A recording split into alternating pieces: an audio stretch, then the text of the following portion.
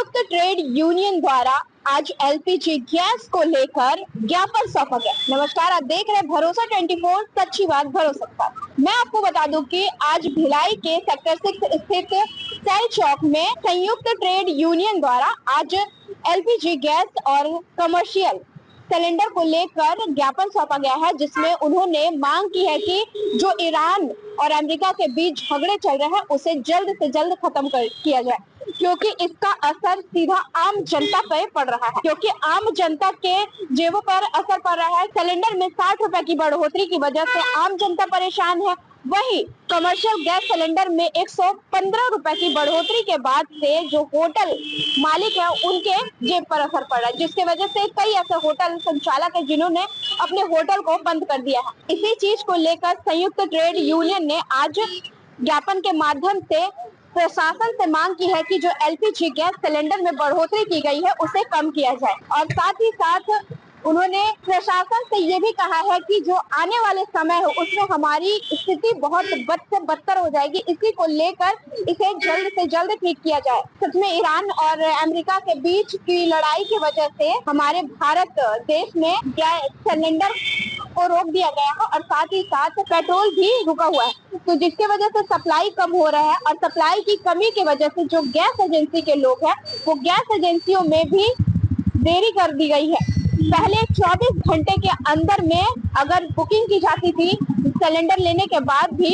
तो उसे सिलेंडर मिल जाता था। इस पर अब देखना यही है कि प्रशासन क्या कदम उठाती है एलपीजी गैस को लेकर, क्योंकि बढ़ती महंगाई आम जनता के जेब पर असर डाल रहा है। एलपीजी गैस के बढ़े हुए दर से तो पहले बात है कि आज जो हम लोग यहाँ पे खड़े हैं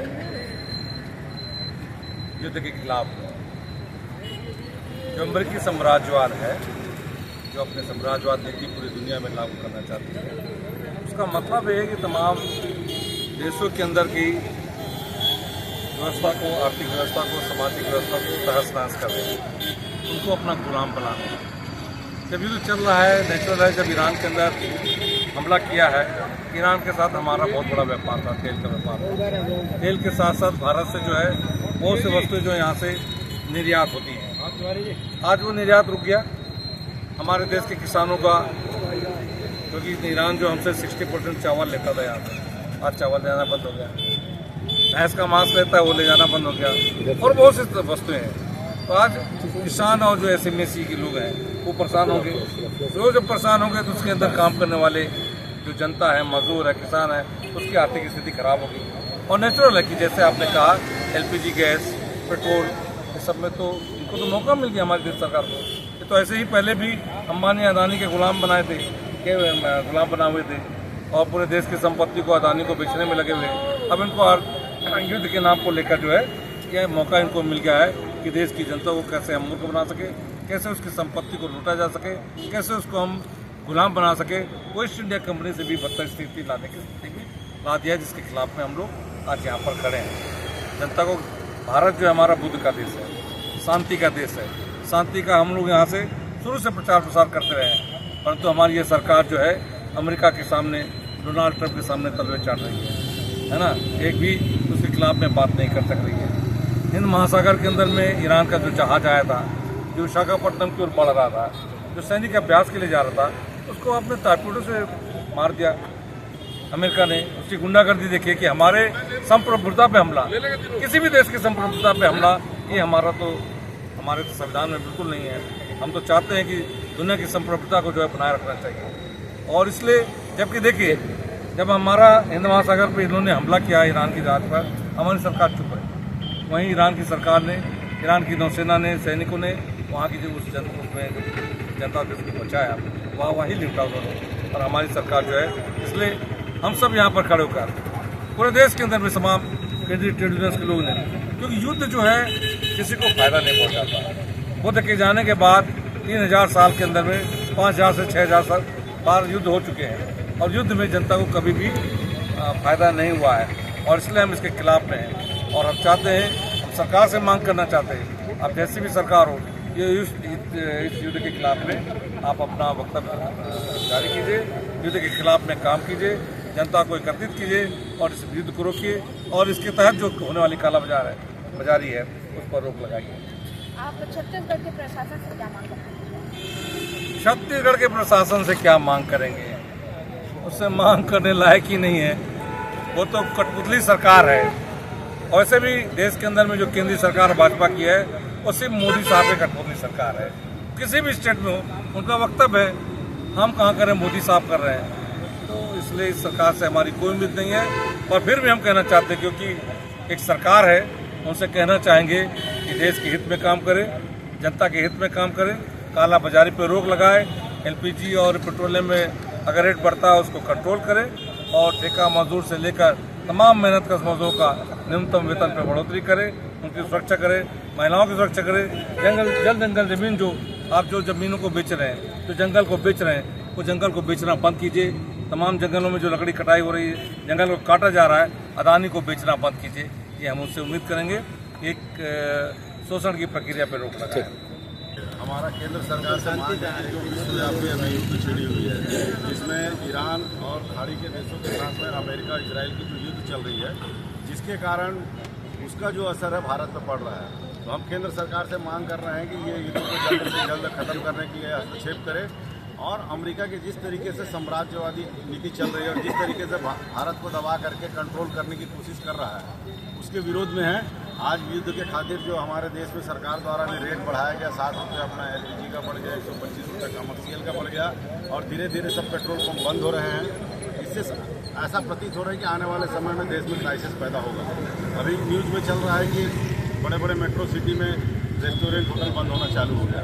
तो जब बड़े बड़े शहरों में ये स्थिति, तो आने वाले समय में इधर क्या होगा, इसके विरुद्ध में हम लोग आज प्रदर्शन किया, और हम सरकार से मांग करेंगे इसमें हस्तक्षेप करें और हस्तक्षेप करके जो युद्ध को खत्म करने का प्रयास करें। दूसरा चीज़ है, देश में जो महंगाई बढ़ रही है, गैस का कीमत बढ़ रहा है, और क्राइसिस जो आने वाला है, इसको मेंटेन करें, और मेंटेन करके आम लोगों से जो पुरानी पहले जो कीमत है उस कीमत पर लाएँ।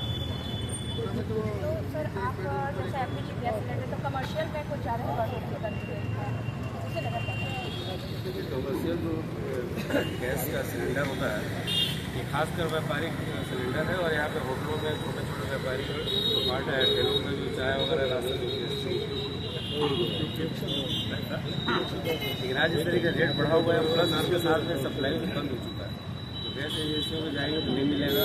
पूरे होटल वाले हर जगह आपने देखा होगा, बेंगलोर से लेकर के हैदराबाद सब जगह मिल जा रहे हैं, सब होटलें बंद हो रही है, 3 स्टार 5 स्टार। उसके अलावा जो लोग रात को ड्यूटी करते हैं बेंगलोर साइड में, अहमदाबाद पुणे, वहाँ पे जहाँ पे लोग रात कर सकते हैं, रात में ड्यूटी करते हैं, जो नाश्ते की व्यवस्था, चाय की व्यवस्था, वो भी सब बंद होने के कगार आती है। ये सब चीज़ सिर्फ सेंट्रल गवर्नमेंट नरेंद्र मोदी की जो सरकार है, ये कालाबाजारी की तरफ इतना ज़्यादा ढकेल जाती है। कोई भी अगर ऐसा कोई घटना होती है, उसमें सिर्फ कालाबाजारी के माध्यम से पैसा कमाने में लग जाते हैं। इसी का परिणाम है कि ये आज गैस का स्थिति खराब हुई है, कल पेट्रोल की स्थिति वैसी होने वाली है, क्योंकि ये हर चीज़ में अपना पैसा देखते हैं, पैसा कमाने की व्यवस्था देखते हैं। इसी कार्य से देश को होता है।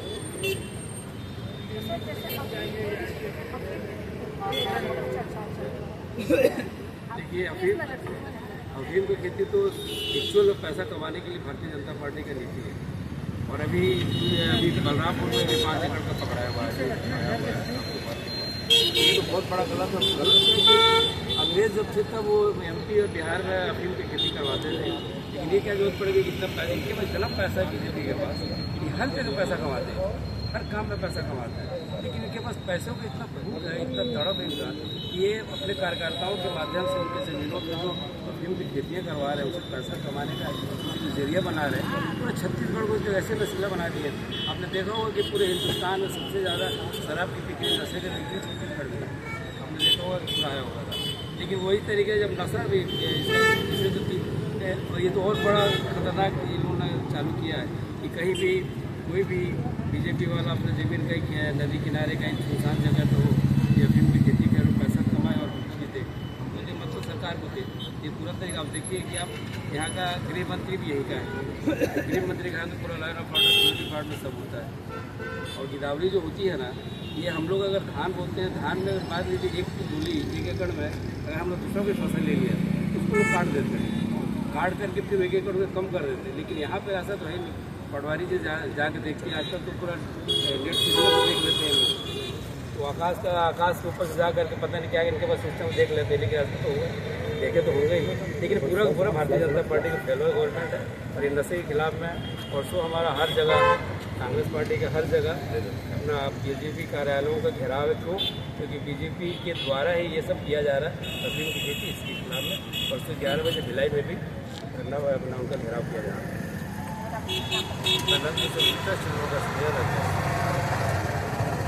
कैमरामैन सन्नी के साथ मैं साधना सिंह।